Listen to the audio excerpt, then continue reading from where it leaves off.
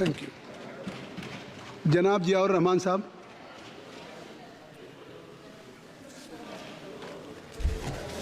माननीय अध्यक्ष महोदय, मैं आपका बहुत शुक्रगुजार हूं कि आपने मुझे बजट पर बोलने का मौका दिया और मैं अपनी बात अपने दादा मोहतरम के इस शेर के साथ शुरू करना चाहता हूं कि मेरी बर्बादियों पर ना मुस्कुराओ ए चमन वालों, मेरी बर्बादियों पर ना मुस्कुराओ ए चमन वालों, तुम्हारे सर से भी एक दिन गुजरनी क़यामत है। मैं आप लोगों से कहना चाहूँगा जो आज बजट का ढिंढोरा पीट रहे हैं कि ये बजट बहुत बड़ा बजट है और आम जनता के लिए बजट है, ये आम जनता के को बचाने के लिए बजट नहीं बल्कि ये बजट सरकार को बचाने वाला बजट है। मैं कहना चाहता हूं कि इस वक्त आपने रोजगार देने के नाम पर वादा किया था कि हम हर साल 2 करोड़ रोजगार देंगे 2014 में, और 2014 से लेकर अब तक 10 साल हो गए। अगर आपने रोजगार दिया होता तो 10 करोड़ रोजगार होता और हर परिवार के अंदर एक आदमी को रोजगार मिला होता, लेकिन आपने उनके साथ धोखा किया है।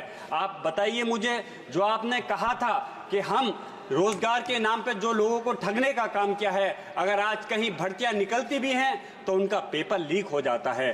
कितने लोग युवा हमारे किस उम्मीद के साथ पढ़ने के बाद पेपर को देते हैं, लेकिन उसके बाद मालूम चलता है कि पेपर लीक हो गया और उनकी उम्मीदें सिर्फ धराशायी हो जाती हैं। आज किसानों के मुद्दे की बात करें, कहा था कि हम उनकी आमदनी को दुगना कर देंगे। आमदनी दुगनी करने की तो दूर की बात है, आपने उनके साथ जो हमारे किसान 1 साल तक एक दिल्ली के बॉर्डर पर तड़पते रहे, हमारे इस देश के प्रधानमंत्री ने उनकी सहायता नहीं की, उनकी सुनवाई नहीं की और 700 से ज़्यादा किसान शहीद हो गए। हमारे पास में किसान समिति के लोग आए थे, उन्होंने मांग की है कि उन सारे परिवार को या तो 1-1 करोड़ मुआवजा मिलना चाहिए या फिर सरकारी नौकरी मिलनी चाहिए। आप उद्योगपतियों के कर्जे तो 16 लाख करोड़ रुपए माफ करने के लिए आपके पास पैसा है, लेकिन जो किसान हैं इस देश की रीढ़ की हड्डी हैं, आज आप उन किसानों का पैसा माफ नहीं कर रहे। हमें शर्म आती है। मैं पूछना चाहता हूं आप लोगों से कि इस वक्त आज एजुकेशन की अगर हम बात करें कि जो एजुकेशन के नाम पर हमारे अलीगढ़ मुस्लिम यूनिवर्सिटी, जहां से मैंने भी तालीम हासिल की है, और जामिया मिलिया इस्लामिया, आप उनका लगातार बजट घटाते जा रहे हैं। एएमयू के जो 5 कैंपस थे उनका वो बंद होने के कगार पे आ गए हैं। आप उनके साथ क्यों खिलवाड़ कर रहे हो? यूपीए के टाइम पर सच्चर कमेटी की रिपोर्ट थी कि मुसलमान दलितों से भी ज्यादा पिछड़ चुका है, लेकिन आपने भाजपा कहती थी कि हम मुसलमान के हाथ में एक हाथ में कंप्यूटर देंगे और एक हाथ में हम उनके कुरान देंगे, लेकिन उन्होंने सिर्फ उनके साथ में धोखा किया, छलने का काम किया। एनडीए ने 2022-23 में अल्पसंख्यक बजट के नाम पर 5020 करोड़ अलॉट किए थे, लेकिन सिर्फ 2612 करोड़ रुपए को ही खर्च कर पाए। इस बजट को 2024-25 में सिर्फ 3123 करोड़ किया गया। मैं पूछना चाहता हूं कि उनके साथ में ऐसी ज्यादती क्यों है? सरकारी आंकड़ों में India survey of higher education में मुसलमानों को छात्रों की भागीदारी में गिरावट आई है। उनके बच्चों का एनरोलमेंट 2020-21 में मात्र 4.6% था। स्किल कॉलेज ऐसे हो गया है जैसे मुसलमानों को जाहिल रखना चाहते हैं। इसके सबसे बड़ी मिसाल एएमयू और जामिया का लगातार घटता बजट है। पीएम जब मुस्लिम मुल्क में जाते हैं तो उनका सम्मान होता है। अरब से पीएम अपने दोस्त उद्योगपतियों के लिए इन्वेस्टमेंट भी ला रहे हैं, अच्छी बात है, लेकिन जब भारत में मुसलमानों की आर्थिक, सामाजिक, तालीम और मुसलमानों की सुरक्षा के सवाल पर यूएन में अमेरिका की अल्पसंख्यक रिपोर्ट हमारे देश पर उंगली उठाती है तो सरकार के लिए शोभा की बात नहीं है।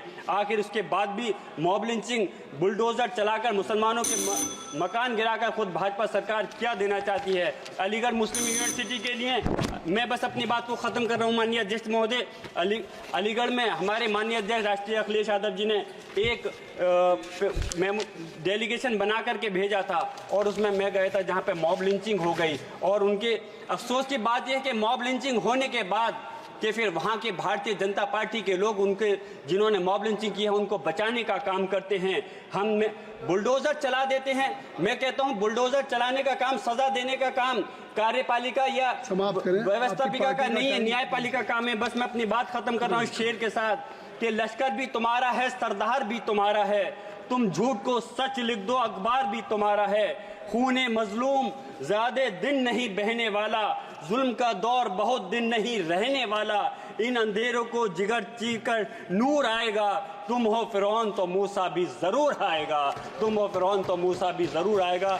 माननीय अध्यक्ष जी, मेरी दरखास्त है कि इस मॉब कार्तिक लिंचिंग चिदंबरम और जी, बुलडोजर की कार्रवाई कार्तिक को रोकने के चिदंबरम लिए जी, सरकार सख्त कदम उठाए और खासतौर से Already एजुकेशन your के party मसले time is पर, over. हमारे मुसलमानों के लिए Please, अब बैठ जाए। एम्प्लॉयमेंट कार्तिक पर, रोजगार पर भी खासतौर से फोकस किया कार्तिक जाए। चिदंबरम ये जी। बजट जो कि Nothing will go on कमजोर the बजट record है except कार्तिक और चिदंबरम जी। इसमें आम जनता के लिए मुसलमानों